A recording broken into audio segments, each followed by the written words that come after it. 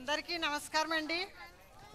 వేదికను అలంకరించిన పెద్దలందరికీ నా నమస్మాంజలి.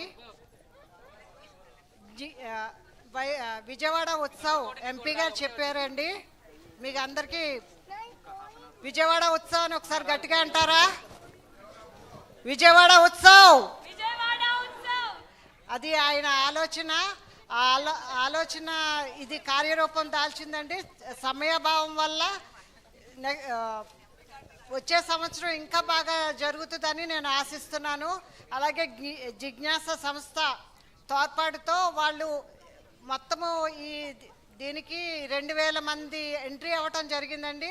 ప్రతిరోజు వేరే వేరే కార్యక్రమాలు నిర్వహించి వాళ్ళల్లో మళ్ళీ పిక్ చేసి మళ్ళీ సెమీఫైనల్స్కి వచ్చాక మళ్ళీ అవన్నీ ప్రదర్శనలు ఏర్పాటు చేసి మళ్ళీ ఫైనల్స్కి తీసుకొచ్చి ఇంతమందికి ఇవ్వటం జరిగిందండి.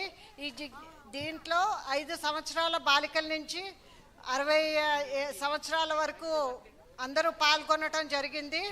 నా చేతుల మీదుగా వీరందరికీ సర్టిఫికేట్స్, అవార్డ్స్ ఇవ్వటం చాలా గర్వకారణంగా ఉందండి. అలాగే సక్సెస్తో మనం స్టాప్ అవ్వలేము. సో నెక్స్ట్ ఇయర్కి మీరు అవార్డులు అన్నీ తీసుకున్న వాళ్ళు, సర్టిఫికేట్స్ తీసుకున్న వాళ్ళు మరింత కష్టపడి మళ్ళీ నెక్స్ట్ సంవత్సరం మళ్ళీ అవార్డులు, సర్టిఫికేట్స్ తీసుకోవాలని ఆల్ ద బెస్ట్ చెప్తూ థ్యాంక్ యూ అండి. థ్యాంక్ యూ అమ్మ.